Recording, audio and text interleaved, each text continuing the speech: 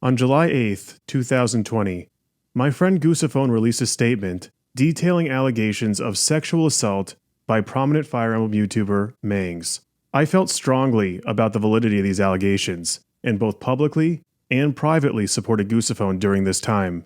In doing so, I inadvertently painted a large target on myself, and one day later, a 26-year-old member of the Fire Emblem community known as Indie Calls released allegations that claimed I had coerced her into sex on the morning of March 20th, 2019. She felt as though I shouldn't be supporting my friend or other victims without first reflecting on my own actions. At the core of her claims was a DM between her and I, which took place 2 days prior to her allegations. I responded with my own statement, in which I attempted to address the accusation against me as adequately as I could without blaming my accuser. It was not written to be strictly a defense of myself or to make myself look good in the public eye. That wasn't my intent. I wanted it to give my consistent perspective, provide ample evidence to support that perspective, and hold myself accountable for where I went wrong, where I can improve, and where I have improved since my relationship with Indy over a year ago. I wanted to give people who were willing to read my side of the story an opportunity to make up their own minds based on evidence, not emotion. However, there was one glaring omission to my statement, which I am now aware of, and that is an apology. Not just to Indy, but to everyone who had to read through this screenshot and saw a person that they were disappointed in. Believe me, as I said in my first statement, I am too. In this conversation, I pushed the option of staying in a double hotel room when she had clearly communicated to me that she was not okay with the idea of planning to share a room before meeting me in person. I'd like to think that I have enough decency to know that going back to someone's place doesn't automatically imply sex. However, what I should have understood in that lapse of judgment is that I'm not everyone. For many people, and especially someone who is going on what is essentially a blind date, this can be an incredibly high-risk situation. I take for granted that I can walk down the street, go grocery shopping, or use public transportation by myself and not have to worry about my safety in performing these otherwise mundane activities. However, for many women, it's unfortunately commonplace that these scenarios present the risk of being pursued, harassed, or much, much worse. This is the culture and climate we currently live in, and I don't stand behind it at all. But my words in that DM don't reflect that I'm aware of that, and I am both sorry and ashamed for it. Her defensiveness and suspicion of feeling like she's being used is completely valid here. I hope that Indy knows that I'm sorry about this, and that she remembers me apologizing for the way I acted then, my last night that weekend where we talked face to face about our words and the intentions behind them, her sudden but justified defensiveness, and my lack of consideration for her safety. Here are a few records of us acknowledging what was said in that conversation. I was just scared that you'd be one of those guys who ghosts after the fact. Even after everything leading up to that, had it been true, it would have sucked, because you know I care about you. That's kind of why I asked you what would happen after that night. But I see now that my doubts that night were far from reality. I'm sorry I was so defensive last time we hung out. It's all right. What bothered me more was feeling like me going out of my way to spend time with you wasn't really appreciated. But I get that's a byproduct of your defensiveness. Indy and I had been talking on and off social media for about a year and a half up until this point. She approached me exactly 4 months into my newfound hobby of making Fire Emblem YouTube videos, and we hit it off almost immediately. I put a lot of effort into my videos, even back then with my tiny subscriber base, and admittedly, it felt great to have someone affirm my hard work. It started out as light flirting, but it definitely developed to the point where we both wanted to take things further. Nothing to the point of us being quote-unquote official. There were several times, for instance, when she dated other people, while still talking to me, and vice versa. However, we still often talked about meeting up in person and going out on a real date, with the idea coming up more and more regularly from her as our relationship progressed. I genuinely thought that being proactive about seeing her would show that my intentions were honest. It's a concept that she clearly communicated to me and pushed very often. I can't reciprocate where there's no effort. I know you can talk the talk, but you also gotta walk the walk. If you really meant it, you would have flown your butt over to LA a long time ago. Just saying. Show me that you care and come see me in LA. Don't just say that you care. If I could kiss you, it would have happened a long time ago, but I'm not feeling the effort here, you know? I personally didn't feel comfortable paying for a flight across the country and back exclusively to see someone that I met online, which is why I held off for a paying gig to present itself in the area. None of this makes the way I acted in that DM okay, but I still think it's important to present context to the situation. My frustration, like all emotions, didn't just manifest itself from thin air.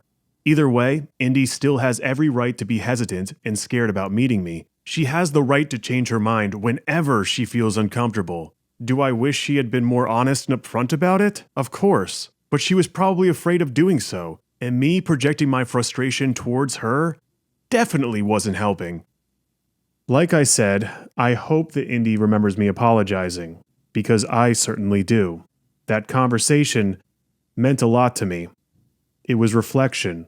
It made me more conscious of my actions around her, and gave me the assurance that we were capable of honest and constructive communication.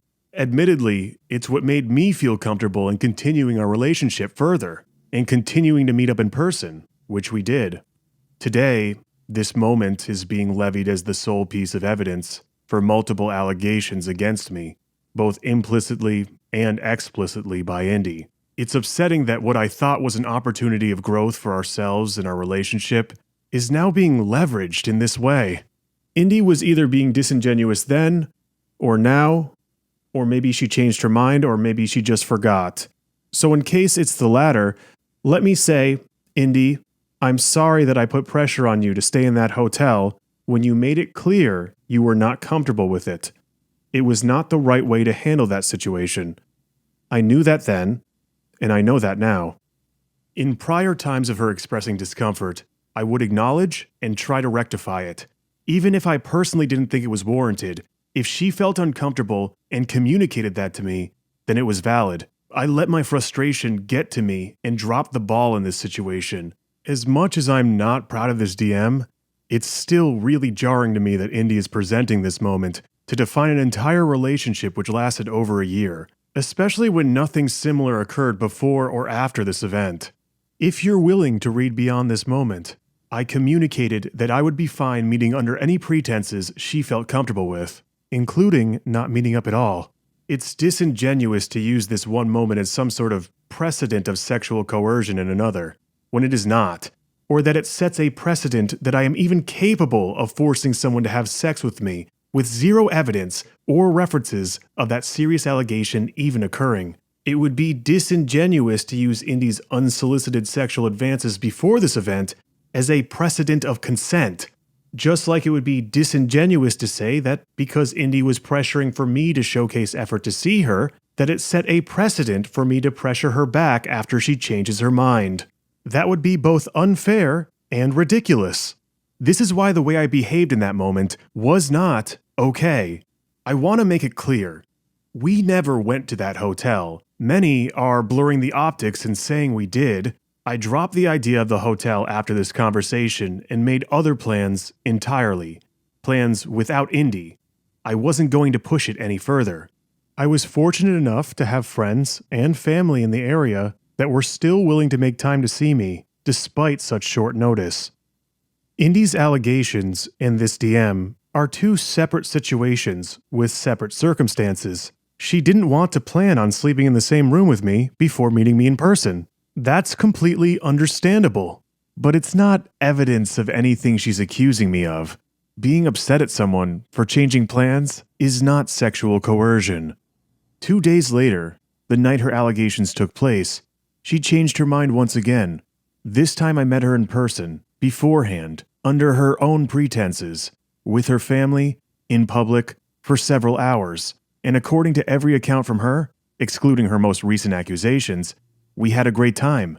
I'm confident that all these factors are what made her more comfortable for the rest of that night. Even in her first set of allegations from August 2019, she paints our date in an overall positive light. I'll throw my account of what happened before we went back to the Airbnb as well. After I introduced myself, Indy's family felt comfortable leaving her and I alone, and we moved our conversation to the bar. I remember despite it being a Tuesday, this venue was surprisingly busy. I asked Indy if I could hold her hand while we talked, and she said yes. We were having a great time, and I was happy to finally be in front of someone that I had talked to for so long, and that our plans finally lined up with each other. Later, I asked her if I could kiss her, and she enthusiastically said yes. Over time, our kissing became more prolonged. I used to work as a bartender, and so I felt bad for anyone who would be forced to watch our PDA while they worked, and so we moved to a couched area by the front of the building. But I think that us being semi-secluded escalated our intimacy more. She was smiling and enjoying herself, and so was I. But it got to a point where I felt a little bit uncomfortable displaying so much affection publicly. This is why we left the bar to walk around LA, and to possibly find somewhere else to go that was a little bit more secluded. Unfortunately, we had been talking, kissing, and generally enjoying ourselves for so long that everything in the area was either closing or had already closed. Indy told me before we made plans at this bar that she would be giving me a ride home. I still had all my luggage on me from traveling to Dana Point to LA. However, her sister had apparently already taken her car home, so I asked if she wanted to take an Uber back to my place either way. Her first response was that her sister wanted her back home.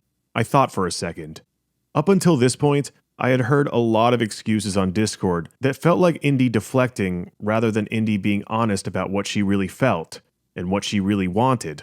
She had told me we would meet on Saturday at Dana Point and then drive to LA together. Then she told me that it would disappoint her friends if she made plans with me.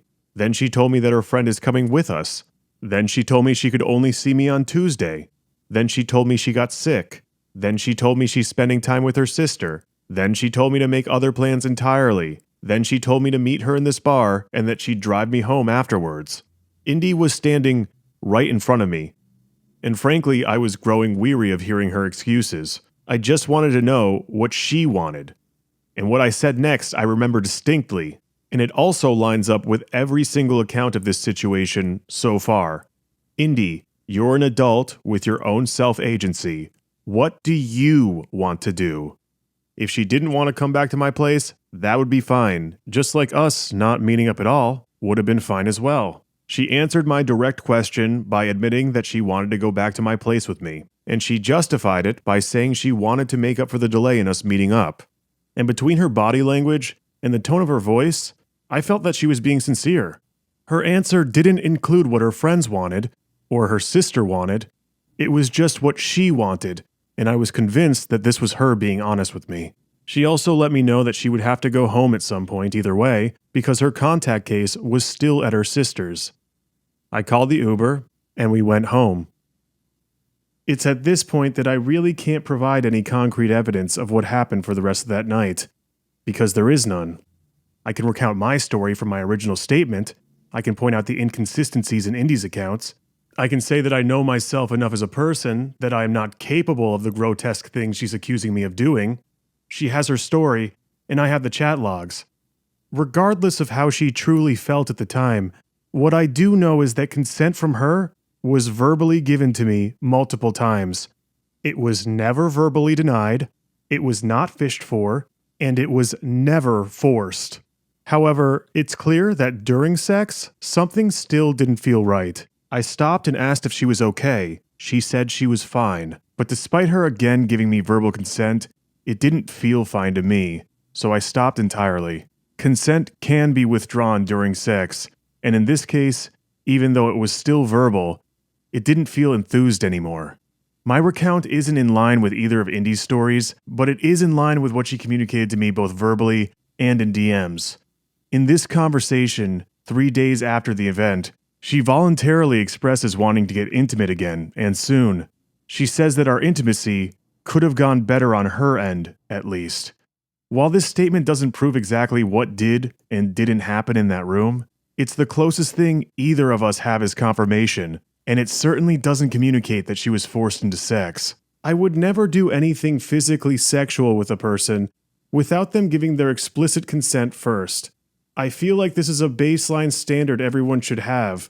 Human exploitation is something that I've witnessed on many different levels in my life, and I would never want to somehow contribute to that. For Indy, I asked for consent when it came to holding her hand, for kissing, for coming back to my place, for her to undress herself, and for sex. I was not under any impression at the time that she was uncomfortable with what was happening. According to both sets of Indy's allegations, this question specifically was interpreted by Indy as me insisting. Likewise, in her account, every instance of me directly asking for her consent is also framed as insisting, and implies that I was pressuring her with malicious intent. Upon further consideration and personal reflection, I think if my asking of her consent honestly did make her feel this way, then it's valid. In my mind, asking for consent is just that, permission and acknowledgement from your partner. But from her perspective, I can understand why being asked for consent more than one time as the night progresses for each step of intimacy can stop looking like bullet points and start to be interpreted as pressure. Even though it couldn't be further from my intention, I have realized that outside of this interaction with Indy, I have inadvertently done this with other partners. This is an area of communication and boundaries that I 100% acknowledge can be improved on my part. Does this mean that Indy was forced into consenting with me? No.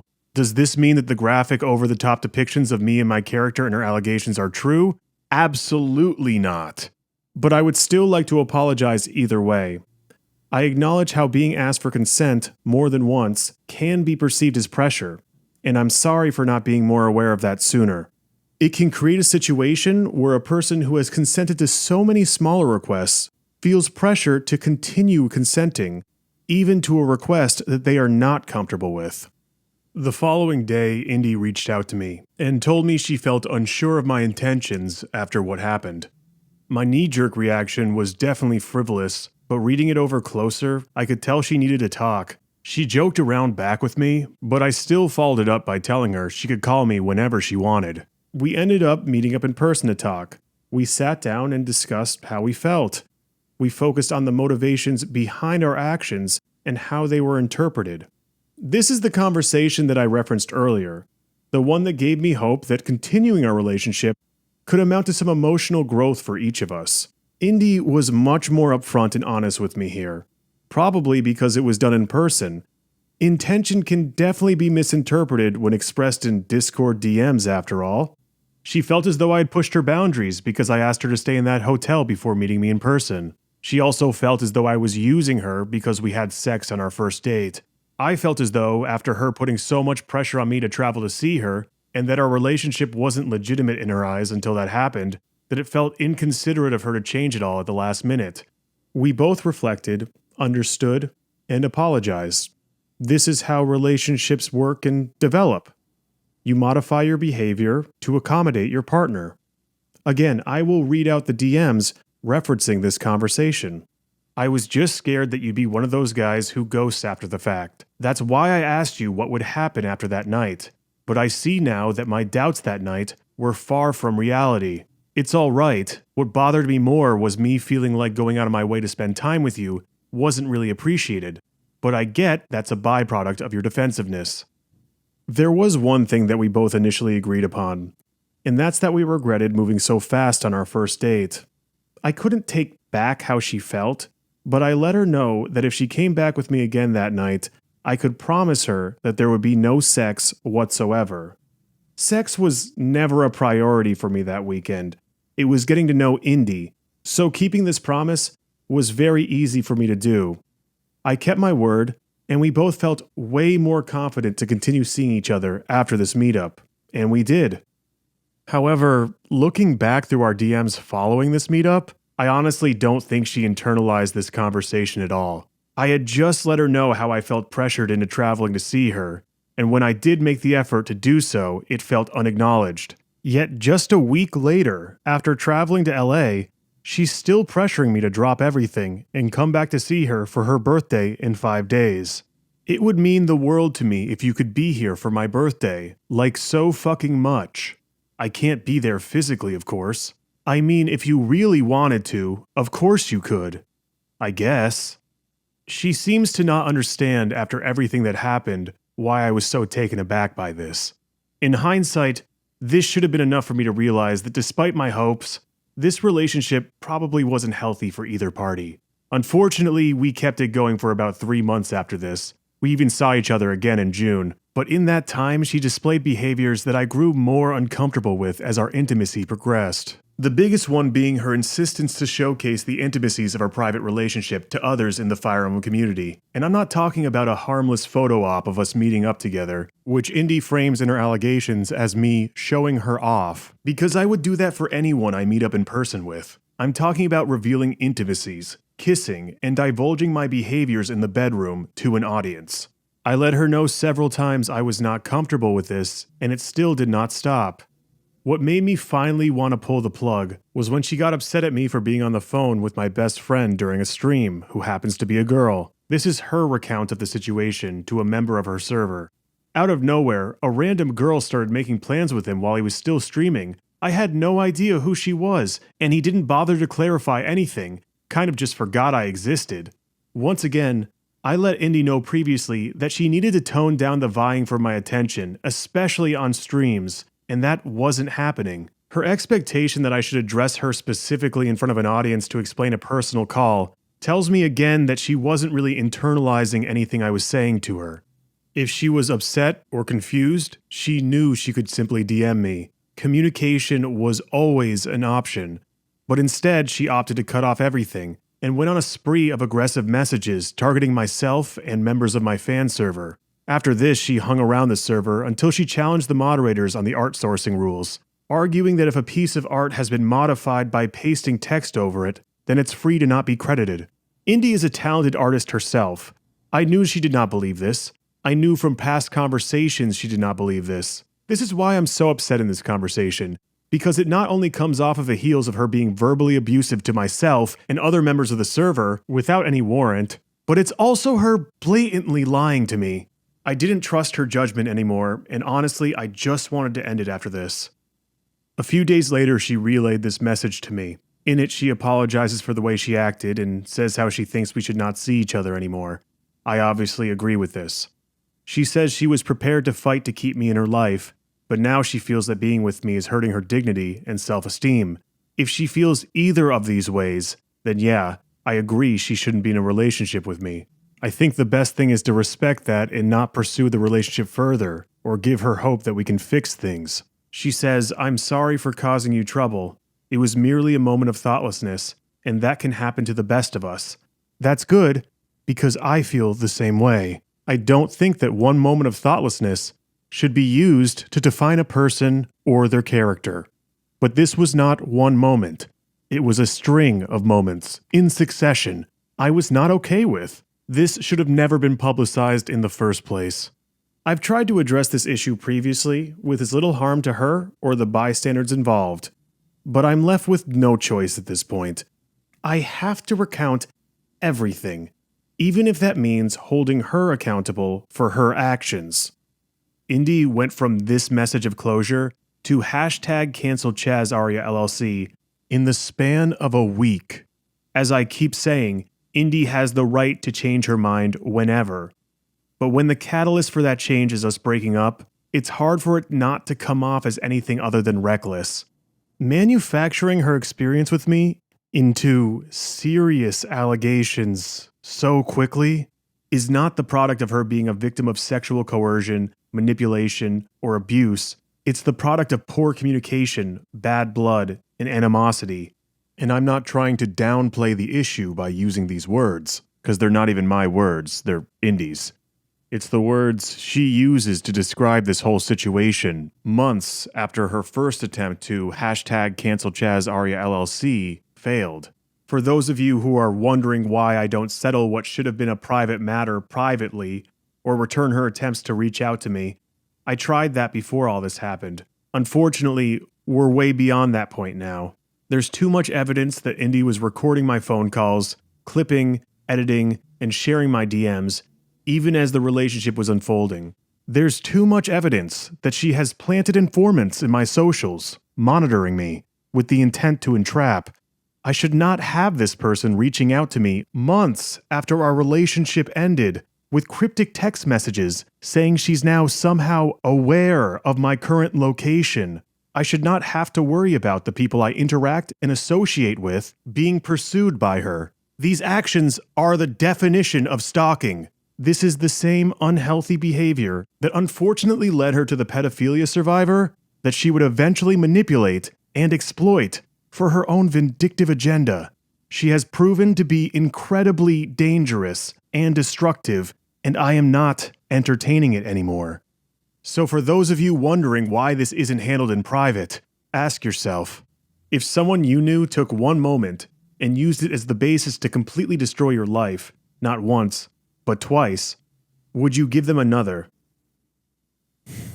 I wish this was the end of the video, but there is still so much more that needs to be covered regarding the process in which Indy manufactured these allegations and the effect they had on this community. Despite me deep down still caring about Indy, I cannot, in good conscience, keep any more information to myself because I'm afraid it's going to hurt her, especially when I see the damage it's caused, which ultimately hurt the credibility of victims dealing with serious trauma and those who want to support them. Recounting everything may not solve the vitriol in the community right now, but at the very least it will hopefully dispel the bad blood and animosity towards those who are completely innocent in all of this. So in this section, I'll be going over every allegation that I was involved in chronological order, because each allegation inevitably affected the way I handled the next. This includes Indy's first set of allegations in August of 2019, Goosaphone's allegations against Mangs, Monica's allegations against me, and Indy's second set of allegations in July of 2020. A week after Indy and I parted ways, a very unnerving story surfaced in the Fire Emblem Heroes community. A Fire Emblem Heroes YouTuber in his mid-20s named Sergeant of Dokes admitted to sending pictures of his genitals to numerous minors. The first person to come forward and confirm this information was a 16-year-old Byleth. I commented on their post letting them know that they were very brave for what they did. I noticed they began following me on Twitter shortly after. A few days passed, and I stumbled upon a video made by a YouTuber named Omni. This video touched upon the situation with Dokes, amongst other cases of extreme sexual abuse in the Smash and Pokemon community. What caught my attention most in this video, however, was this cryptic message. But apparently there's also another popular Fire Emblem Heroes tuber that is currently in the process of being exposed. There's a case being built against them, and more than likely you'll see their name pop up in the gaming community within the next week, if not days, so yeah. A teaser for more content to come. At first I didn't think much of it, but then I decided to do some investigation of my own. The Fire Emblem Heroes community was very close-knit, and there was a high probability that I knew who this person was. I went back to Byleth's Twitter and noticed he had stopped following me. I scrolled down to his feed and found this tweet. I could tell immediately from the wording that this was Indy, and she was talking about me. My first reaction was shock. I could not believe that Indy would do such a rash thing. And now she's also involving a child? I was blown away. However, after doing more digging, and being shown screenshots of her and members of her server building a case against me, I accepted that this was actually happening, and I needed to prepare immediately. I gathered as much relevant, unedited DMs as I could to show the context around these allegations, and how they were being twisted to fit a narrative that was never there. Every DM I had was there to directly contest what Byleth was told based on this tweet, and to showcase how far Indy was willing to go to twist the truth or straight up lie to a child to convince them that she is a victim just like him. This is why the evidence that was in the folder entitled 18+ from last year, which many people saw for the first time this year, covers a more broad picture of our relationship and not Indy's specific allegations of sexual coercion on the morning of March 20th, 2019. Keep in mind that I had no fathomable idea that she would be using our first physical interaction as the focus of her allegations today, because at the time, I couldn't imagine it warranting such a claim. This is also why the DMs in that folder have her Discord tag covered, because once again, I didn't know the information she was going to actually disclose, and I wanted to take as many precautions as I could to protect her from further harm.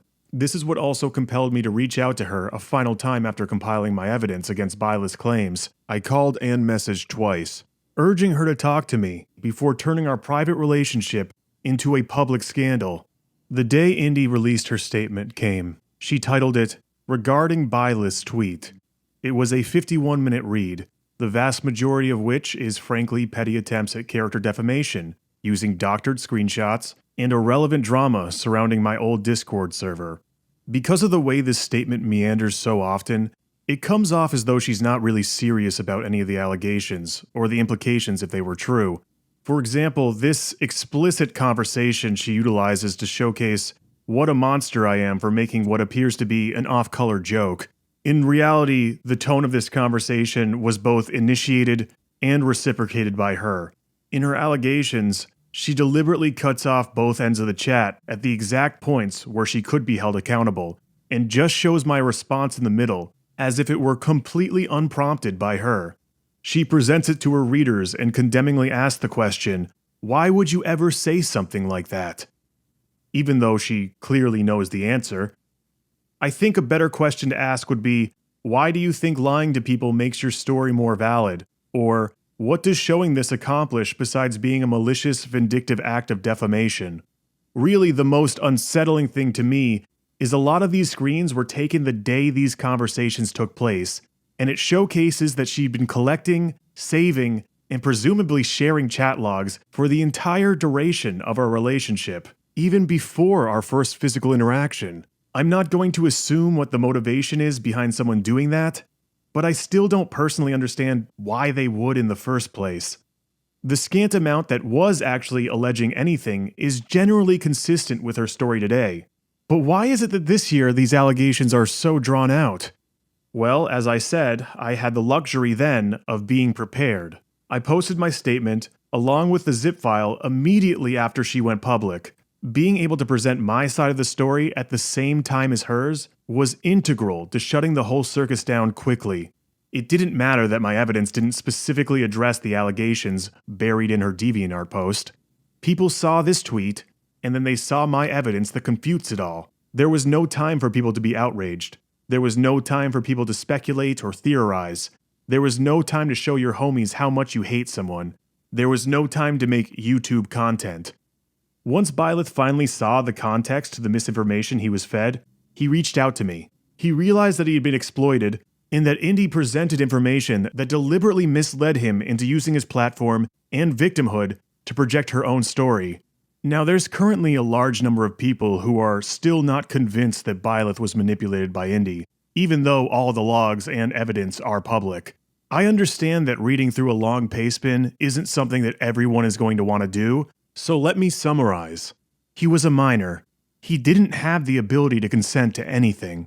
For some reason, Indy thought it was in good judgment as a 25-year-old woman to solicit a 16-year-old child and expose him to the explicit details of her adult relationship. She contacted him literally hours after probably one of the most vulnerable moments of his entire life, coming out publicly as a victim of pedophilia.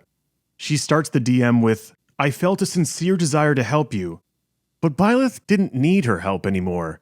He already came forward by himself, and at this point, his abuser had been excommunicated. Byleth's battle was over. Indy knew this before messaging Byleth, and even mentions having seen Doke's YouTube was gone. It makes no sense why she would say this when everything had already concluded for him, or at least should have concluded for him. This is a sales pitch. I can understand how you might want to give her the benefit of the doubt and read this as genuine support, but only after 4 exchanges, this conversation becomes entirely what Byleth can do for her. An adult who understands, or at the very least sympathizes with, the trauma that an actual victim goes through would not behave in this way. They would not be dragging a kid into an adult situation that they both emotionally and legally don't have the capacity to be a part of. They would not tell the victim that their motivation is genuine, and then immediately turn around to parade to their Discord that they have successfully started the #CancelChazAria LLC campaign. They would not misinform a child so they can look like a mentor. They would not send a child to gather evidence on their behalf. They would not constantly inflate the details of their story to retain the child's support. They would not describe the act of coming forward with their alleged sexual abuse as a day at the playground to a child. And they would not hide behind a child, titling their statement about their adult relationship regarding Byleth's tweet. What makes me the most upset is that originally Indy's plan was to be completely anonymous and have Byleth's name be the only one attached to her allegations. When Indy admits that part of her story is embellished, Byleth immediately starts to realize what's going on and tries to withdraw from being further involved. The stress from the responsibility Indy was placing on him, paired with the stress of his own personal dilemma, became too much. He goes on to tell Indy that she should use her own Twitter account and he'll still support her. But this isn't good enough for Indy. She resorts to bargaining with him, eventually settling on not being anonymous for her own allegations in order to placate Byleth and retain his platform. This is a child. This is manipulation. When things didn't pan out for Indy's allegations, nobody stood up for Byleth. Indy disappeared and changed her name. The two YouTubers she claimed would vouch for her were radio silent on the matter. She returned to her support Discord and denounced Byleth to her followers as spineless. Her editor called him a tool. Yeah, he was. He took all the risk. He took all the harassment. And he took all of the consequences for Indy's actions just because he genuinely believed he was helping people like him. Byleth may have been misled, and I may have been addressing him as a victim and a child this entire video because legally he is both of those things. But first and foremost, to me, Byleth is a hero. I strive to act as selflessly as him. He left the Fire Emblem community after these events. He didn't have to, but can you blame the guy? He was exploited 2 times over by this community, by Dokes, and then by Indy, back to back. And nobody stood up for him. Because nobody ever wants to appear on the wrong side. This is, above all, the primary reason why I deleted all my evidence immediately after these events, to protect Byleth from further harassment he didn't deserve in the first place. Here is my original preface regarding Goosophone's allegations against Mangs. I wrote this before Mangs made his return video entitled, "We Need to Talk."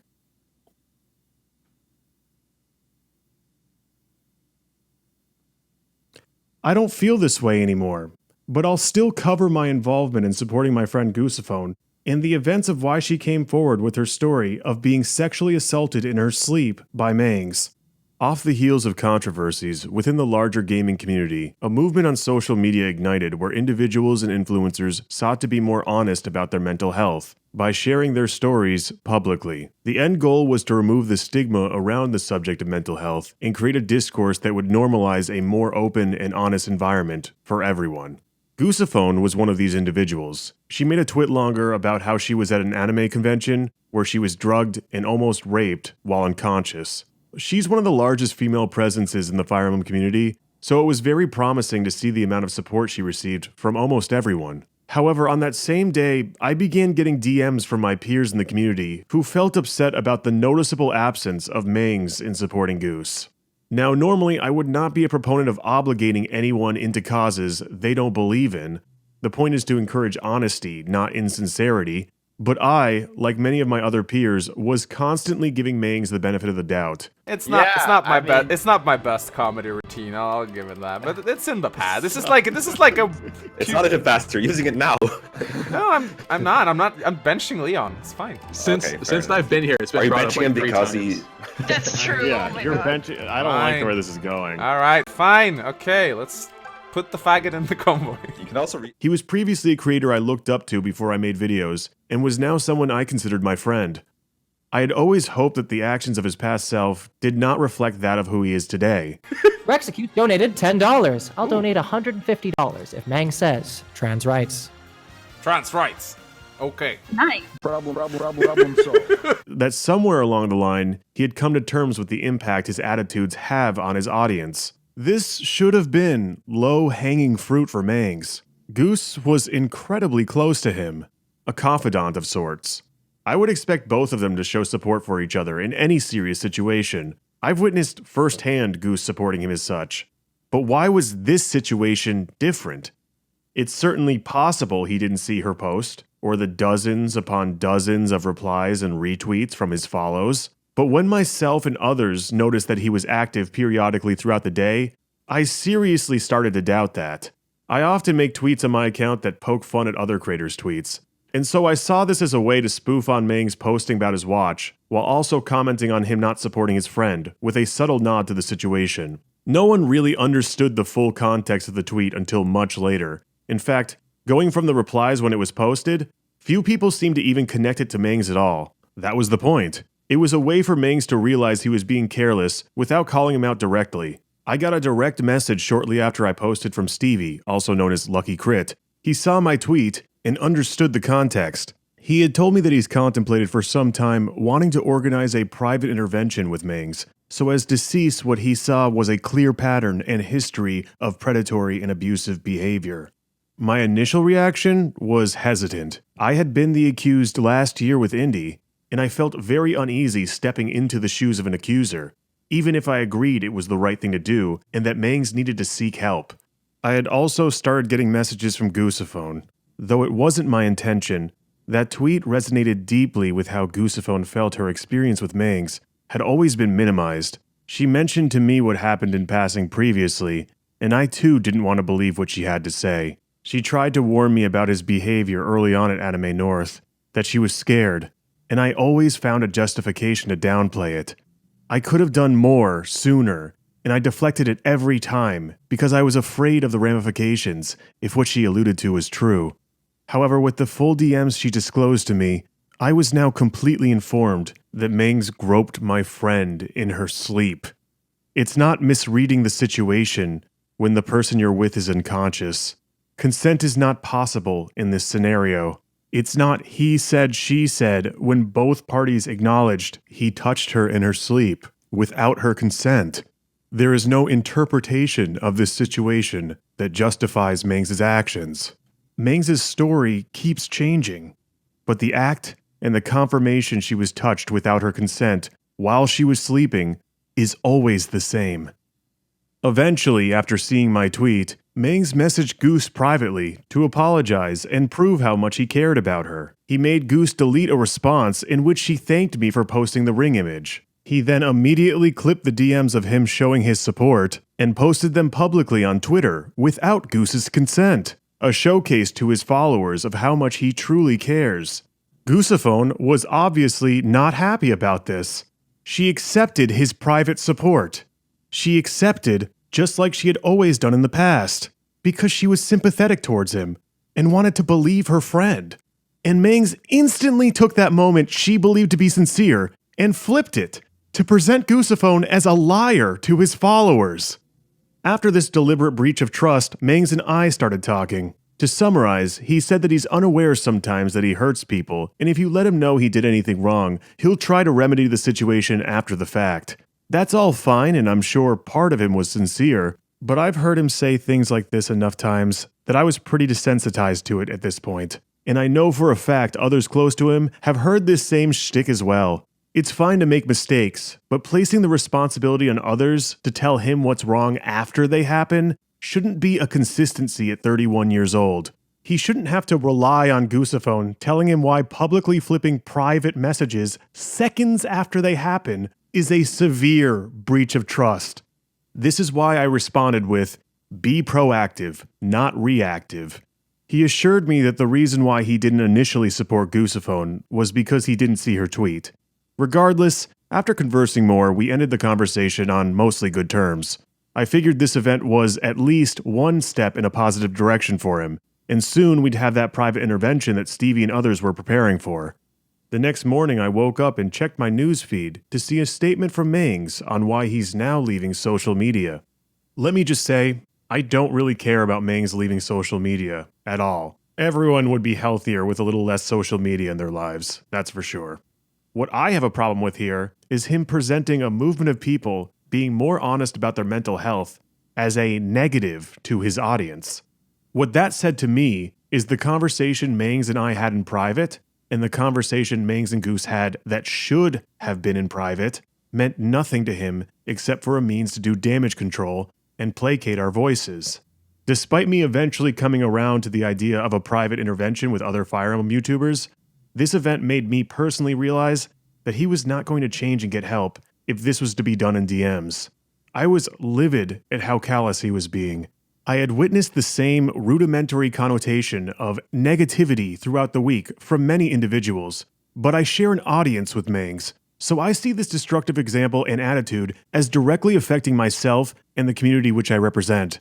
He claimed to always be supportive of Goosephone, but from what I witnessed, Mangs objectified this woman publicly to his audience from the start. This is a person he's talking about. The example he sets for his audience is something that everyone who makes Fire Emblem content unfortunately has to deal with. On top of this, I had now accepted what happened between Mangs and Goose. I realized why he really felt so negatively about this. 3 hours later, Mangs DM'd me with a link to a community post he made on his YouTube and tells me, "Here is your statement." In this statement, he claims that he is, in fact, a victim of previous abuse, that he avoids talking about serious topics like supporting Goosephone because he wants his channel to be a source of escapism, and that I am calling him out now because he disabled his social media. When I first read this, it genuinely confused me about the real reason he avoided Goosephone's post. Was it his first excuse that he simply didn't see it? Or is it this new excuse he told Goosephone in the same day, where he admits to deliberately being quiet on social matters, such as Goosephone's tweet, because quote-unquote call-out culture is extremely tough on him. He references his abusive relationship with his former designer as the cause.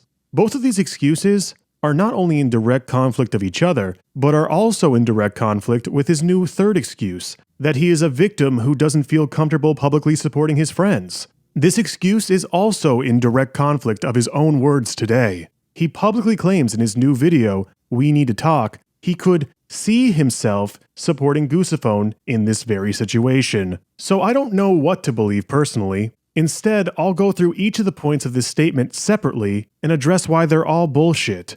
First, of course it's okay for you to disable your social media. Who the hell would say otherwise? This isn't about going offline for your mental health.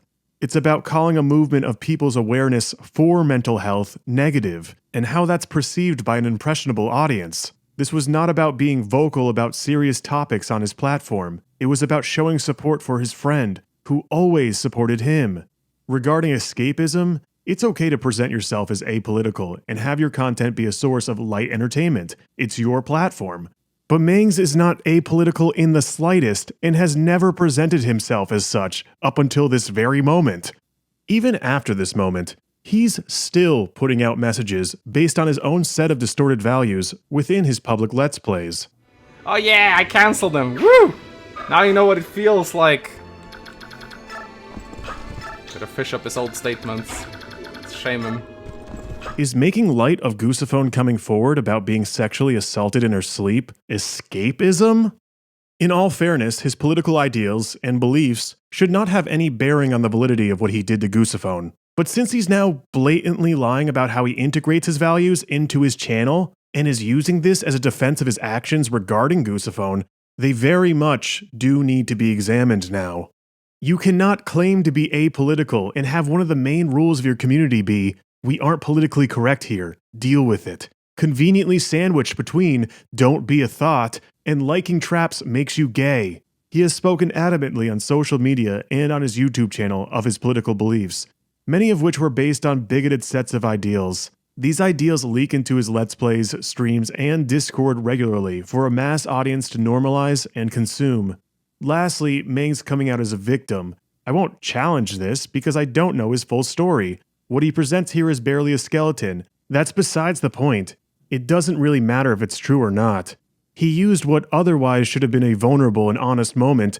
In the same post, he directly sends his 90,000 subscriber base to attack and reprimand me for speaking up about his behavior. And the vast majority of his audience who stumble on this post have no idea what the fuck is going on, or even the context of where Mangs is coming from. This is an incredibly manipulative tactic, especially from someone who just claimed less than 24 hours ago to deliberately avoid quote-unquote call-out culture.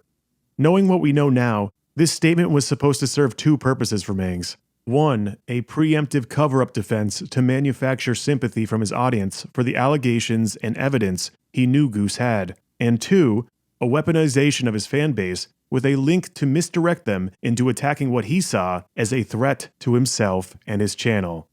The crazy part about all of this is that it actually worked. Exactly as Mangs intended it to. For a week I was lambasted for bullying a surprise survivor into deleting his Twitter. People now incorrectly interpreted my tweet exactly as he wanted them to. He had successfully utilized victimhood as a weapon against those speaking out for victims. I ate this harassment for the following week because I was not going to tell Goosophone's story for her. It was her story. I needed to respect that. Many of you watching right now might find these replies as humorous because we now know the reality of the situation between Goosophone and Mangs. But I personally find it to be more unnerving and sad. These people believed Mangs was a victim. They wanted to do the right thing and be on the side of moral right. To stand up for a victim who they were told was being attacked. I know for a fact that many of the replies here are from people who are survivors themselves. They sympathized with Mangs' story, and they wanted to believe his word. Mangs and I had been talking in DMs for the past 24 hours, but the minute I alluded to Goose's allegations against him, he blocked me, with the strangest threat I think I've ever received in my entire life. Think next time you accuse someone of not caring. Despite avoiding the situation when brought up from me, Mangs knew exactly what was happening and excessively harangued Goosophone during this time to prevent it. Initially, he tried to blame her for his unsolicited touching by claiming she was the one who insisted they sleep alone together. This is completely false. I was there the night of Goosophone's allegations. A lot of other Fire Emblem YouTubers were there as well. Goosophone was already asleep in our common room with everyone else. Mangs shook her to wake her up, as myself and others told him to stop and to let her sleep. There was no reason for him to isolate her from the rest of the group while she was intoxicated. Goosophone wanted others to stay in the room with her, and Mangs would not allow it. Goosophone only agreed to share a room because Mangs made the promise that he would not touch her. When that didn't work, he then shifted to a completely different tone, though just as possessive and manipulative. One that gave Goosophone permission to come out with her story, and saying that they can come out together. He concludes this conversation by telling Goosophone he loves her with a heart emoji. Today, Mangs denies that him touching a woman in her sleep is sexual assault, and that Goose is the one who is responsible for them sleeping together alone. He now claims that because Goosophone said she had a good time at Anime North, under the pretenses that she was willingly and knowingly being recorded for the purpose of promoting her channel to Mangs' 90,000 subscriber base, that's some sort of confirmation that nothing happened, despite private DMs telling a much different story. For Mangs, who now claims to not like being vocal about his own alleged abuse, he seems to have a much different standard for others. Does he really expect her to stop this collaboration and confront him on the spot while she's being recorded? And even if she did, who in their right mind would use that footage for a piece of collaborative content? If this is what come out together meant to him, then Goose was very wise to block any further communication. The tonal dissonance that Mangs was subjecting Goosophone to was incredibly manipulative. He constantly shifted tone between blaming her for what he did and absurd, out-of-character levels of affirmation that were understandably taking a serious emotional toll on Goosophone. Mangs' job is being a Fire Emblem YouTuber. He does not have any other sources of income other than his channel. This is him surviving. He's made it clear in previous discourse that he will put his channel above everything else. It may seem like this is him being accountable, remorseful, and responsible at first glance, but that's the point. This person claims to be an accountable adult who is responsible for his own actions, while in the same breath makes his victim erase any accountability of his actions. He knows exactly what he's doing. He thanks her with a heart emoji and tells her to erase that too. Like I stated previously, at this point, it was clear to me that the time for private intervention was over. Goose had told him how she felt for over a year, and it was always denied or deflected. Further communication between those involved in Mangs was clearly becoming incredibly dangerous. I organized a group chat of all the witnesses at Anime North, along with those who were aware and believed Goosophone's allegations. Goose was finally prepared to share her story, but she was understandably scared. At this time, Mangs was continually attempting to isolate Goosephone from the people who actually believed what she had to say, such as myself. He wanted her story to be told his way, otherwise things might escalate. His demands were clear, but masked with over-the-top levels of affirmation. Goosephone suffers from severe anxiety, so I cannot imagine the stress this put her through. The intention of that group chat was to get away from all that bullshit, a safe space of encouragement and support as she worked on her statement. But honestly, I think we all needed that group. Mangs had displayed what lengths of manipulation on a personal and mass scale he was capable of to disarm what he saw as threats to his channel. There was no way that any of us would come out of this unscathed. But there was also no way that this community could continue with Mangs at its helm. We were all complicit to a degree about Mangs' behavior. Everyone who made Fire Emblem content benefited from Mangs' popularity and platform. This is how YouTube works. The more people making content related to your genre, the more your channel will be suggested by the algorithm. Mangs especially knows this. I don't really consider it competition. I think having more people making content is always good, because keep in mind, if you have a bunch of people making content, that means that there's more people who are going to discover them, and if they discover them, chances are they might see me because my videos will pop up in their recommended tabs. However, what we all benefited from the most, in my opinion, was how tight-knit our community was. We were all really good friends, regardless of our sub counts or how we viewed the series. Everyone helped each other with advice, assets, collaborations, or promotions.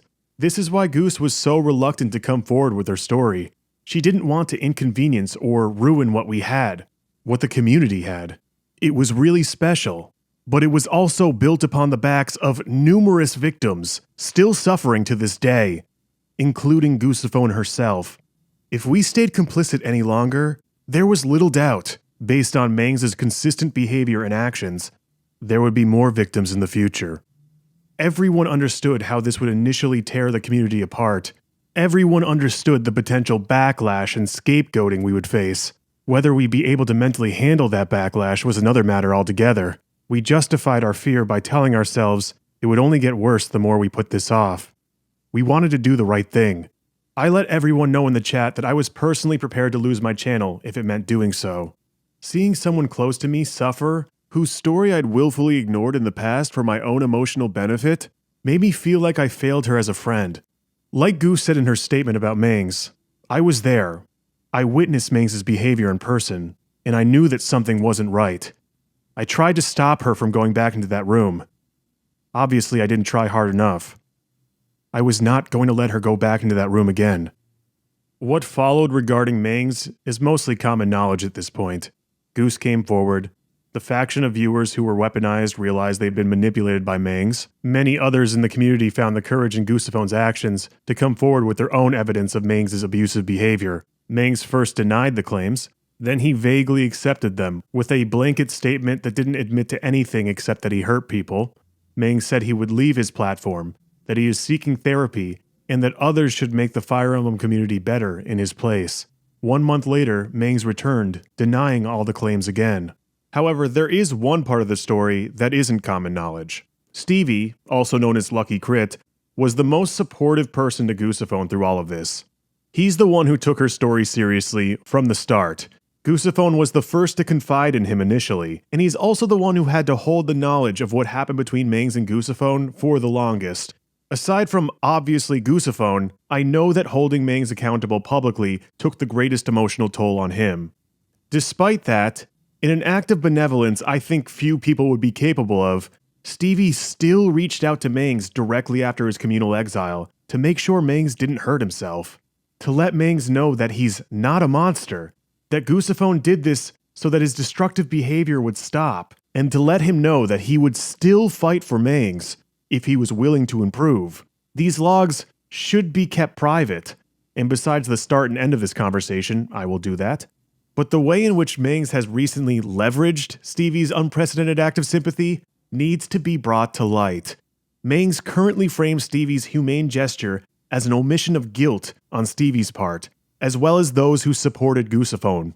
He frames it as Stevie apologizing for not knowing the full story, despite in reality Stevie being the most informed on the situation. That it somehow proves that holding Mangs accountable for groping our friend in her sleep was a coordinated hit job with the sole purpose of trying to take down his channel. Nobody wanted to do this, Mangs. This isn't about your channel. It's about you. There's a clear pattern here, and it hasn't stopped.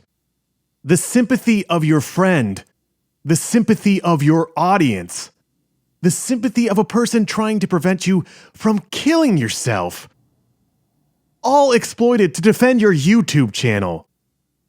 In the incredibly brief period between Mangs leaving and returning, the Fire Emblem community was vulnerable, confused, and emotional as a whole. Many benefactors were openly spiteful of the initiative in holding Mangs accountable. Much like last year, a platform was available, and the climate was opportune to take advantage of the unrest in the community. I disabled my Twitter and was looking forward to finally getting some decent sleep for the first time in over a week. This relief was short-lived, as 20 minutes later I was informed that Indy had resurfaced because I had supported Goose. This time with more explicit allegations and a streamlined story. I was blocked by her, so I couldn't respond directly, but when I went on incognito, I was very surprised to already see Byleth coming forward with his story as well. I had not seen or spoken to him since the conclusion of Indy's allegations last year. Byleth stated that he felt he had to come back to the community to disprove Indy's lies, as well as coming forward publicly for being a victim of her manipulation and exploitation. The attempt by Indy and her supporters to shut down and silence Byleth was done immediately. According to the transcripts of Byleth and Indy's DMs, Indy clearly realized that involving a child in her adult relationship was wrong and regretted doing it. She says, "Perhaps I shouldn't have asked you to help me," and "The fault's all mine for allowing you to post on my behalf." I should be shocked that she has changed her story and currently believes the exact opposite, and is now condemning him for coming forward, claiming that Byleth consented to posting on her behalf. I should be shocked, but I am not. I'm going to break down Indy's initial attempt to silence Byleth now that we know the documented truth of what happened between them. I did not manipulate Byleth once. No, you manipulated Byleth multiple times, under a guise of solidarity. You called him your son and presented yourself as a mother figure to him. He's a child. He cannot consent.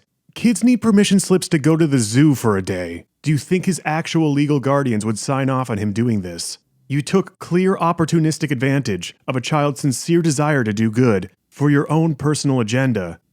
When he came out with his story, I was in complete solidarity. You showed solidarity for exactly 3 minutes. And even then, if you really understood solidarity, you'd know that what happened between him and Dokes was deplorable because he could not consent. Kids should never have to deal with adults pulling them into their sexual lives. That's what Dokes did, and that's what you did. It shows a serious lack of comprehension that you'd even compare our relationship to what that kid went through and is still going through currently because of your actions. Even more with Goosephone. Unlike you, these people were in situations where they did not have the option to give nor deny consent. He had even offered to post on my behalf when I was hesitant. What? He clearly communicated that he did not want to post for you. He tried several times to get you to post on your own behalf, but you kept deflecting and bargaining. That's not you being hesitant. That's you being determined. The story you initially told Byleth was just that of a bad relationship. Byleth calls you out right there and says, "I don't mean to be rude, but it sounds like he's just an asshole who led you on." And that's when you decided you needed to elevate your story into something that it wasn't, or else you wouldn't be able to use this vulnerable child victim as a platform for your own vindictive agenda. That's when this story stopped being about how you felt used and started to be about sexual coercion. When the fans dogpiled him, he became overwhelmed and threw me under the bus. He threw you under the bus? You knew that he was going to get hurt by this before it even happened. You placed all accountability for your actions on this child, and when it didn't work out, neither you nor the YouTubers you claimed would vouch for you said anything. You changed your name on Discord and disappeared. Nobody took any responsibility except for him. How did he throw you under the bus? Because he realized you were lying to him the entire time? Now you're lying to everybody else. Every single line of this tweet is a lie. I'm sorry if I'm having a hard time holding it together for this part. I want to let you know why people who were already informed on what happened between Byleth and Indy last year were so charged about this. Goosephone and Lucky Crit asked if they could speak publicly on the matter, and I let them. Obviously, I wish I didn't. It was really dumb of me to assume that these people were in the right headspace after all we went through with Mangs to tackle another set of allegations, especially when I knew that I, myself, was not in the right headspace to do so either. Not everyone in the support chat was aware or informed of Indy's allegations last year, so I get why those members understandably took a step back from the situation. Regardless, this was not a calculated attack. It was individuals being very upset at Indy's actions and responding recklessly without considering how it would be interpreted. Believe me, this would have been handled with far more tact if it were calculated. I understand why people who are viewing this fiasco from the outside perceive their actions as antithetical to their words of supporting victims. To people who were uninformed, it looks like they pulled a 180 and tried to silence a victim. But no, that was already happening before anyone even got there. This is Indy's second time coming forward with the same allegations. These people already had their moment of taking Indy's claims seriously. When she came forward the first time, they already took the time to listen to her voice and then listen to mine before jumping to a conclusion. Based on that information, they felt that Indy wasn't credible over a year ago. These are the same allegations. They don't have to go through the same process again to reach the same conclusion. You can rationalize a narrative that their actions are hypocritical, but these people looked at this tweet and knew that Indy was lying through her teeth about events pertaining to myself and Byleth. They just came out of an arduous emotional struggle with the goal of trying to create a positive space out of an awful situation. The residual damage from Mangs' actions on this community still needed to be processed by everyone. It's been less than a day at this point, and they saw that vulnerability being exploited again, for a second time, by the same person. If Indy is lying, which at this point I've proven that she absolutely is, then she's actively hurting the credibility of victims who need to be taken seriously during this crucial and vulnerable period. Is being against that hypocrisy? Or is it consistency? What would you do in this situation?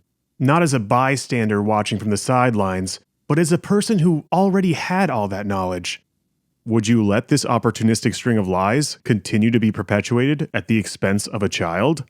Or would you speak up, regardless of how big or small your voice is?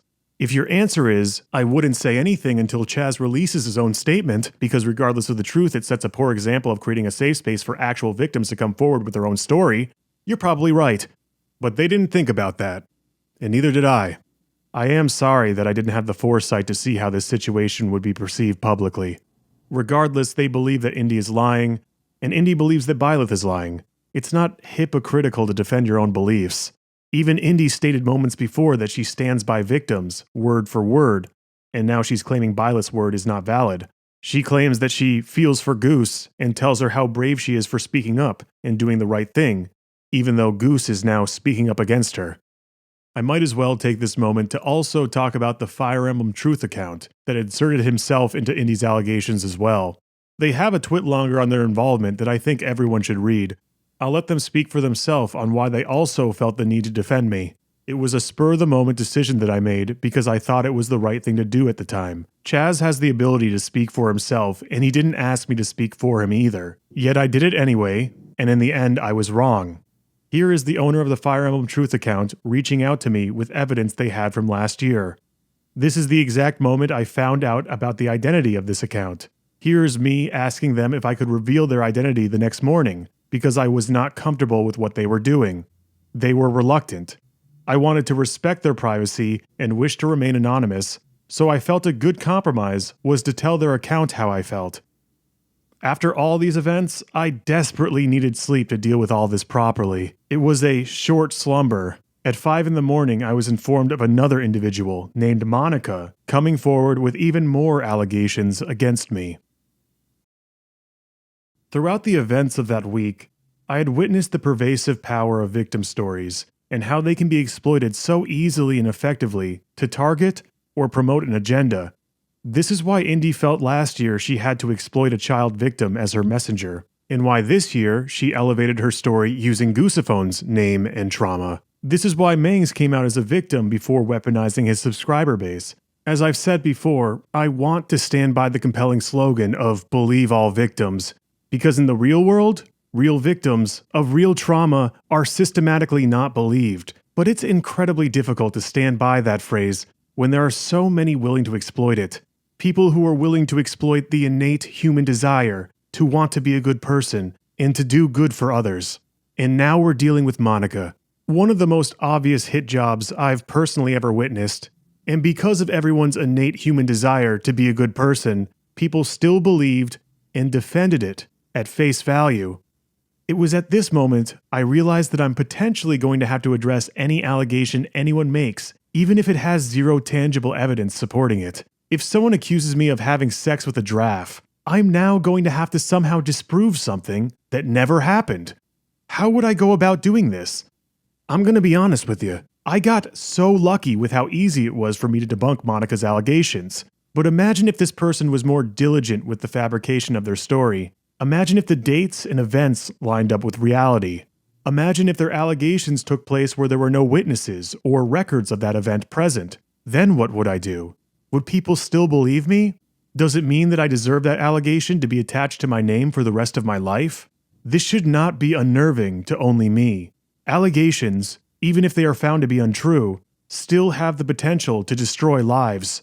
I personally don't think that the numerous victims who came forward about Mangs got the proper contemplation they deserved from this community. There's still so much people could have taken away from these stories that was unfortunately derailed by the next big controversy that was Monica and Indy. Cases like this mislead people who genuinely want to support survivors and dilute the credibility of victims of traumatic acts who are legitimately suffering in silence. Perhaps we should take every single allegation people make with no evidence or supporting history as fact until proven otherwise. But I think people need to consider the repercussions of that reductive mindset. This is partly why my 5 a.m. reaction to this story was so flippant, because I knew that things were spiraling out of control. I came off as a joker, but the reality of the situation was that I was scared. Being targeted by an anonymous assailant scared me. I defaulted to an emotional response. If I were more infallible, I would have simply said I'm working on a statement and stayed silent until I was ready to present my side to the public. That probably would have been the most responsible way to deal with it I can think of. I learned from this experience immediately, and I wasn't going to make the same mistake when addressing Indy's allegations. So I got offline to get away from the buzz and static that was Twitter to reflect and write my statement for Indy's allegations. I answered DMs from time to time, but for the most part I dropped my entire life. I even took off work to give this statement the time I felt it deserved. Sure, getting things out quickly can be effective for placating public opinion. I figured that out last year, but this time I had a chance to actually address Indy's accusations, not Bylis. So I wanted to use that opportunity responsibly, if not just to show that I'd learned from the mistakes I made with Monica's allegations. People were understandably confused by the storm of allegations being tossed around for the past week. A YouTuber named Deltra made a piece of content in particular that hit all the boxes for the vulnerable state of the Fire Emblem community at that time. It was angry, emotional, and searching for rationalization. It's a piece of content that wanted answers overnight. I'm all for criticism and analysis of how this situation could have been better handled. YouTube is a great platform for this. Much better than Twitter, that's for sure. I've never personally been through a situation where I have to navigate 3 allegations in a row, so feedback would be very helpful. Where's the proof? More bullshit. Then fucking show it. You are involved, so shit or get off the phone. You're scum. Get the fuck out of here. But that's not what this video is. I want to stress that I am not trying to blame Deltra for the direct vitriolic effect this video had on the community. I can see myself in his shoes doing the exact same thing. And after all, I didn't have the foresight to see how my own actions, or lack thereof, had a vitriolic effect on the community either. I'm going over this video because it is the first and probably biggest to present so many unfounded or false narratives that have unfortunately overtaken the reality of the situation and the attitude of the general community at large from this point onward. Narratives that Mangs himself endorses and praises for showing the hypocrisy in Goosephone coming forward about being sexually assaulted in her sleep. narratives that manifested from the public's desire to find conclusion without conclusive evidence, to find a rational order within a complex personal situation. I could go through this entire video and dispute almost every sentence in it as either unfounded, irrational, or just completely false. This is just a few of the many narratives Deltra presented that I'd like to address. Why are you guys still on the sideline? Tell yourselves all you'd like that you're just non-confrontational, but that's cowardice by another name. Many of you still sit around with bated breath waiting for the next statement as if it could mean anything. As if these people are trustworthy. I've learned pretty quickly that you should take serious allegations seriously. Even if you know they're false, I'm not going to make the same mistake twice and give my knee-jerk reaction to a very complex and sensitive situation regarding a person I cared about. That would be absolutely asinine. What's going on here, man? Aren't you a defender of women? Champion of women's rights? More bullshit. So if you step offline to gather your thoughts for a statement, or you just want to wait to hear the other side of the story, you're hiding in cowardice. And if you're speaking up on your own volition, you're attacking, blaming, lying, and being a conspirator.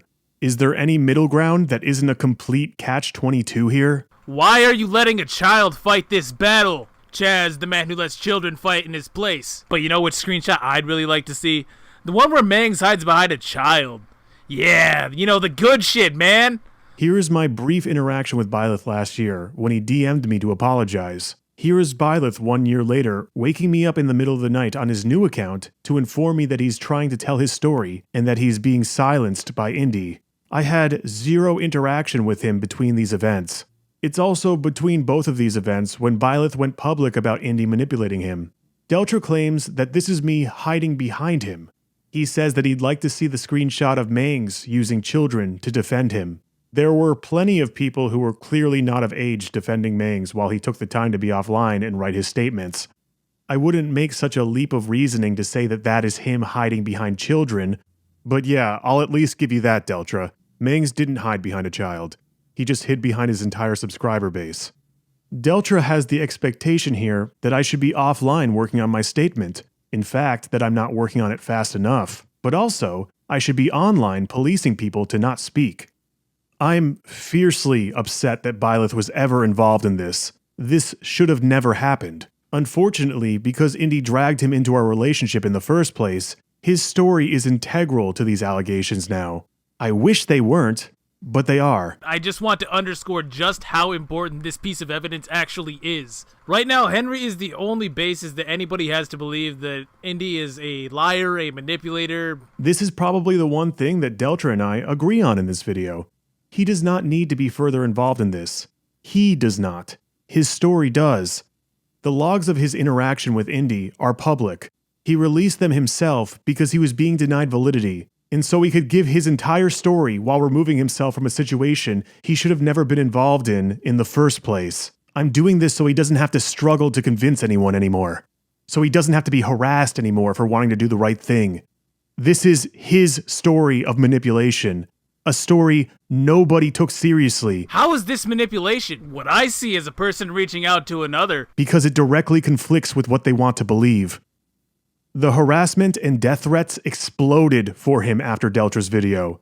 This video instigated, without any proof, that Byleth was a liar and a puppet of my will, to almost 40,000 people. This is what Henry wrote, but these words feel oddly familiar, don't they? Like that feeling you get when a word's right on the tip of your tongue, but you can't quite place it. It doesn't feel quite right, does it? Undoubtedly, if you do enough research on this, you're gonna feel like you've heard these words a million times, or at least very similar phrases. But where from? Deltra falls back on rhetorical deception constantly in this video. I'm definitely not calling you a liar, Henry, but it's a persuasive tactic used to imply a completely unfounded opinion without claiming any responsibility for it. It is absolutely insidious, and it's utilized too many times throughout this video. I don't claim to know for sure if Chaz is a rapist like Indy claims, but I don't claim to know anything about Henry. I don't claim to have ever spoken with Henry, but I'm not going to press the issue, and I don't think that anybody else should either. But why exactly is it that it was so fine for Goose to say friends with Mangs, even solicit raunchy photos of herself to him? And I'm not saying none of this is okay. This is all perfectly fine, but I'm not saying that makes you a rapist, Chaz. But groping is terrible, don't get me wrong, but I have my own ideas, but it's not good to assume, you know? Wouldn't want to come off looking like a jackass. Yeah, I agree. Again, I understand that Deltra, like everyone else, was very upset at this one moment and wanted conclusions. He's not a bad person. Period. No buts after. And Goose, all I'm gonna say is, this is repulsive. Get some help. Some serious help away from the internet. Please, get some help. I'm going to say that most of the theories and false assumptions made in this video could have been self-rectified by just taking an honest step back and attempting to see things from a perspective that's not your own. I can understand why, when completely isolated without context, someone would take offense to this statement. Nobody wants to be a victim. Victimhood is not a badge of honor people aspire to have. But maybe we should consider what would cause a person to say something like this in the first place. What would cause a person to feel like this? A person who was groped by their friend and mentor while she was unconscious. A person who compartmentalized their trauma for over a year because they were afraid of the repercussions it would have on the community they loved. A person who was brave enough to come forward about her abuser's systematic predatory behavior, despite so many victims before her shedding light on the same issue and being denied. A person who witnessed Indy piggybacking off the trauma of a pedophilia survivor. A person who is now witnessing Indy doing what feels like is the same exact thing to her. Using her struggle, using her trauma, using her bravery, using her name in a sensationalized story that she doesn't even believe. She feels used. She's completely justified for feeling that way. Why does Goosephone need to seek help for feeling like this? Even if you don't take a step back and just consider how this person felt, does she still deserve to be called mentally unstable? Does she still deserve to be gaslit in front of almost 40,000 people? I've noticed a new narrative being projected recently, that Fire Emblem YouTubers shouldn't be looked at as role models, or at least they never accepted that role. They're just people who want to play and talk about Nintendo games they like. Believe me, I know many people that can relate to that. For Deltra, making this video could have been as much therapy for himself as it is just getting his thoughts out there. That's what YouTubers do, right? But when you make a public statement like this, regarding a situation that you clearly have zero insight on besides being a Fire Emblem YouTuber, and people's lives and safety are on the line, I seriously think you should consider how your script is going to be read by your audience once you project it into the public sphere. How your illusions and sentiments, regardless of their intent, can be used to justify and enable absolutely deplorable behavior from not only your peers, but also a young and vulnerable community desperate for guidance. Since you were so easily and readily available to prove that Monica's allegations are seemingly false, so why is it that these allegations still stand in their entirety? When I made my statement about Monica, I had no emotional attachment to the accuser, because they didn't exist. What gives a person so much entitlement to claim the appropriate amount of time to address allegations before it starts to look like an admission of guilt? I wish I had the skill set to just ad-lib my thoughts on a whim, and the words would reflect exactly how I felt right there. But I don't. For this situation especially, I needed time to separate myself from what happened with Mangs. I needed time to reflect on my actions, to reach out to past partners, and figure out where I can improve. To try to attempt to see things from Indy's point of view. Her allegations are definitely not true, but that doesn't mean that her resentment manifested itself out of thin air. I had to go through a year's worth of DMs, memories, and chat logs. There was a person that I cared about on the other side of those allegations. Last year, I was responding to her allegations through Byleth. That's why the evidence didn't disprove what she's alleging me of now. This is a statement that can define the rest of my life. But it's also an opportunity for me to grow and be accountable. I'm sorry, but for me, that's not going to happen overnight. I realized pretty quickly that the time frame I alluded to on my Twitter was not going to happen. I decided the next day, July 13th, I would make an announcement on my socials that I would be stepping away for reflection before I returned with a proper statement. Ideally, it would be something very thorough and sincere, akin to what you're watching right now. I knew that public perception would deem this as an omission to guilt, but when you're on the chopping block for being canceled, anything you do is going to be an omission to guilt. I didn't really care at that point. I was already a liar, a manipulator, and a conspirator, and anyone who was associated with me was in on the plot. While I think I have pretty thick skin and can handle the backlash of a mob, even one that's now been given the justification it needs to project its anger in the form of further harassment and abuse, I'm not everyone. Byleth messaged me, saying that he had been getting death threats constantly, that a line has been crossed for him, and that he needed to be selfish right now. I read between the lines of the grim implications of this statement. I saw innocents now being harassed because of their mere association to me. It was also on this night I received an incredibly disturbing message from Goosephone. I found out that the next morning, this was her reaching out to me while she overdosed on her medication. The result of the extreme harassment she faced that day. Her Discord had been hacked. Her private messages were deleted, clipped, and leaked to paint her in the worst light possible. The personal information and addresses of herself and her mutuals were now compromised. When things like this happen, you don't just come back in a few days ready to return to the public. For Goosephone, her life was over. I quickly realized that the time I needed to address this situation properly was not a luxury I had. It was clear that safety and lives were in the balance. I released my statement that day. As I stated in the beginning of this video, this statement covered at least what I felt it had to. Indy's allegations. That's it. They deserve to be addressed without all the other bullshit that should have had no bearing on its validity, such as Mangs, Monica, Deltra, or Fire Emblem Truth mixed in. For many, it seemed like they were more concerned about the drama surrounding the allegations, rather than the allegations themselves. Either way, under the pretenses of which I had to write this, and having had the time now to step away from the situation, I'm obviously not 100% satisfied with this as a statement. That is, after all, why I'm making this video in the first place. I will now address the points in this statement I am not happy with, or I do not agree with currently. I said I swept Indy's allegations under the rug last year. This was just a convenient and easy narrative of growth for me to pivot with. It would showcase how I've learned to address these accusations with more consideration and tact. It would also be a point of relation and understanding between Indy and I, since she condemns me for doing this in her twit longer with exactly the same wording. If you've been following this video, you should be well aware by now of my reasoning for deleting my defense and evidence in Indy's allegations last year. It was to protect both Byleth and Indy from being harassed any further. When I wrote this, I was also unaware of this screenshot from last year, where Indy appears to acknowledge the intent of my gesture and seems relieved that she doesn't have to make a proper response. Once again, it's been a year, and maybe she's changed her mind again. Either way, I am sorry for leaning into a narrative I don't believe in to appear more sincere and credible. It was cowardly of me. That's not who I want to be, and that's not the example I want to set. The statement had no apologies. Up until this point, so many emotionally charged messages had been tossed into the public sphere. I wanted my statement to be based on reason and evidence, not emotion and abstraction.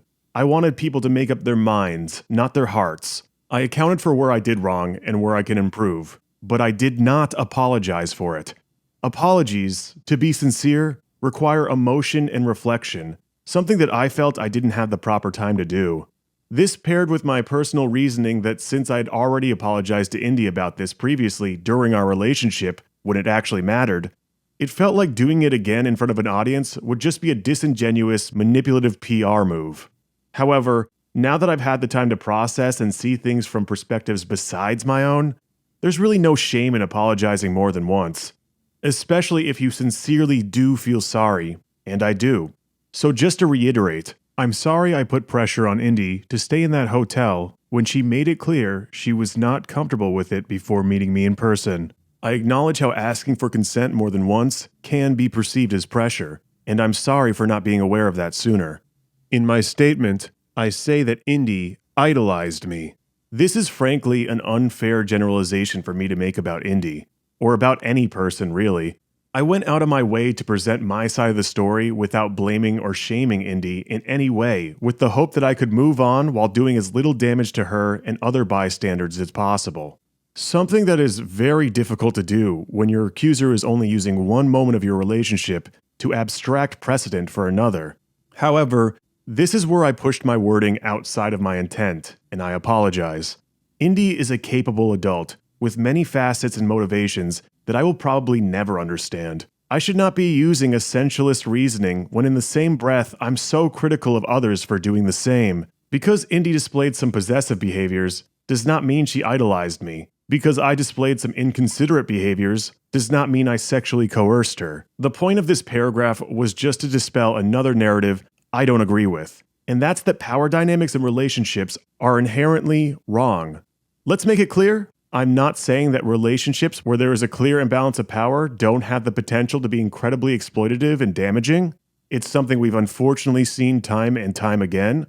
Saying that I have a position of power because I make YouTube videos in my spare time and that I should never date someone who enjoys Fire Emblem or my content would be a very easy redemption arc for me to sell. You can probably imagine me saying something like, "This person was a fan who latched onto me because of my status as a big-time Fire Emblem YouTuber, and because of that, our relationship was wrong, and I shouldn't have taken advantage of the situation, and I realize it now, and it will never happen again, and I am so sorry." It would be very easy, but it would also be very dishonest. Indy and I started talking on Facebook when I had barely over 4,000 subscribers. Where is the line when an adult loses their own self-agency? Did PewDiePie take advantage of Marcia because she was a fan who reached out to him through email? Is Reese Witherspoon manipulating the power dynamic between her and her talent agent? Is anyone who earns any more money than their partner abusing their social standing and affluence? There will always be a power imbalance and dichotomy in every single relationship you will have in your life, whether it's sexual or not. What makes that dichotomy manipulative is not whether it exists, because it literally always will, it's whether that dynamic is exploited. So I'm sorry for those of you reaching for an easy black and white conclusion to automatically categorize this relationship as wrong, but this is not me using my platform as a hobbyist Fire Emblem YouTuber to sleep with Indy. What made this relationship wrong is that it had terrible communication from both parties and brought out the worst in each of us. I'm not going to deny myself or anyone else of the potential for a healthy and fulfilling relationship because the pretense of their meeting was anything other than them being complete and unequivocal peers.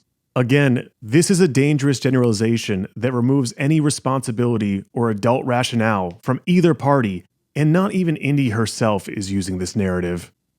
At the beginning of this video, I said that my statement was not strictly a defense of myself. It was meant to provide context and perspective to a relationship that at this point, most people were only familiar with 20 minutes of.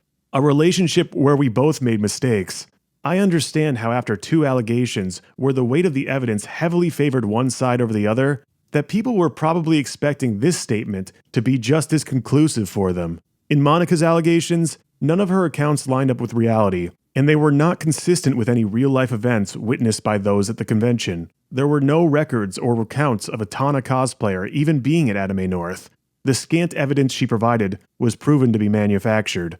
In Goosephone's allegations, she had 5 people who witnessed Mangs' behavior firsthand, both before and after the allegations took place, 3 of which were concerned enough to try to prevent Goosephone from going into Mangs' hotel room right before the allegations occurred. Goosephone had DMs of Mangs confirming that he touched her while she was unconscious, and that they both acknowledged that this event happened. She has DMs of him trying to shift the blame of his actions onto her, when his reasons for doing so are proven to be false. Mangs made Goosephone delete DMs that confirmed her allegations. Mangs' account of what happened continues to keep changing, from misreading her sleeping as an opportunity to cuddle, saying they're both guilty, claiming he was half asleep, minimizing the event as an arm touch, saying he could have touched her breasts more, and that the event was just him coming out of a sex dream of some kind.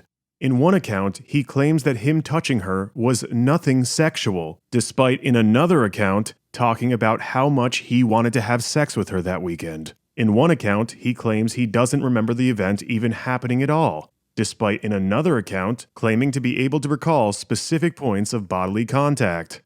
Regardless of the story or the context he comes up with, it's still sexual assault. He touched an unconscious woman under the pretense that them staying together would involve no touching. There is no subjectivity in this situation. There is no misread. There is no interpretation that justifies the action. She was asleep.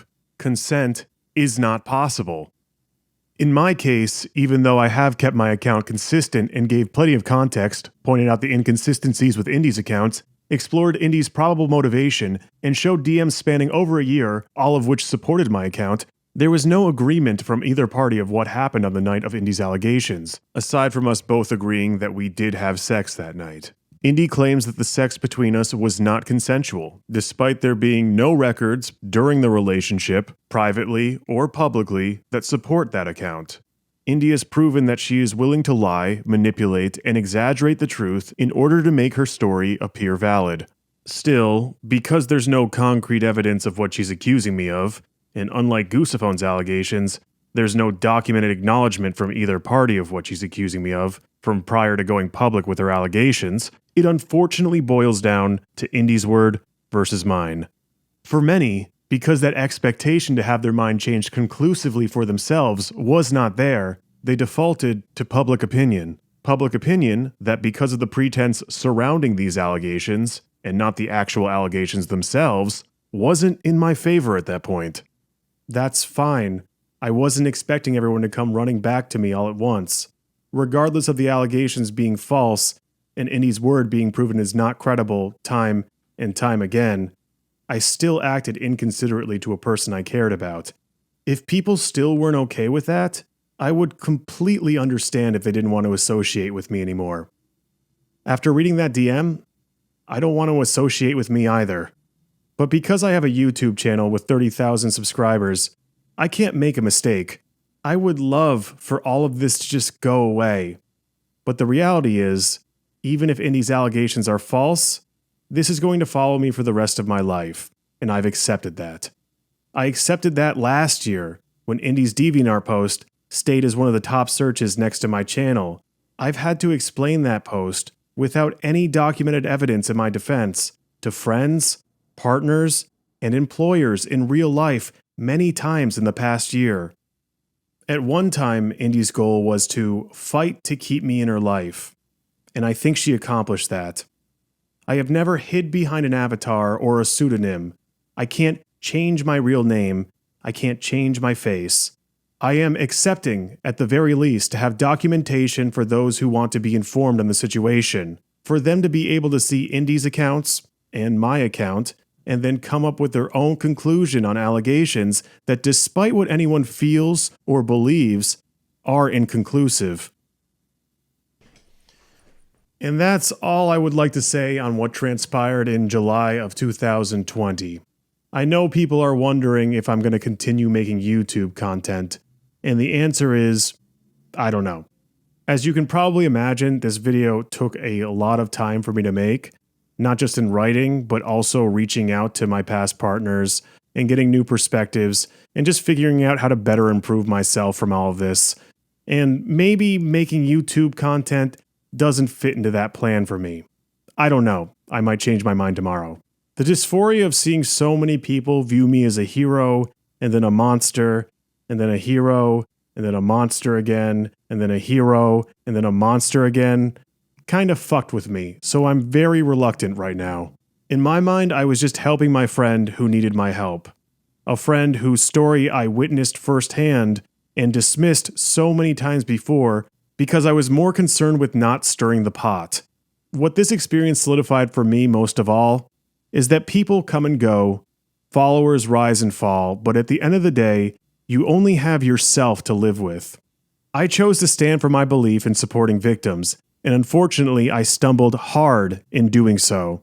But as history has shown, that's going to happen whenever you attempt to make progress, both personal and societal. I obviously still have a lot of progress to go when it comes to communication and awareness of others. Once again, I know that this video is not going to solve any of the unrest and vitriol in this community right now that is more or less a result of my actions, but it will hopefully clear up the animosity behind them. I want to thank you all for your patience in allowing me to gather my thoughts and to hear my words. Until next time. Bye.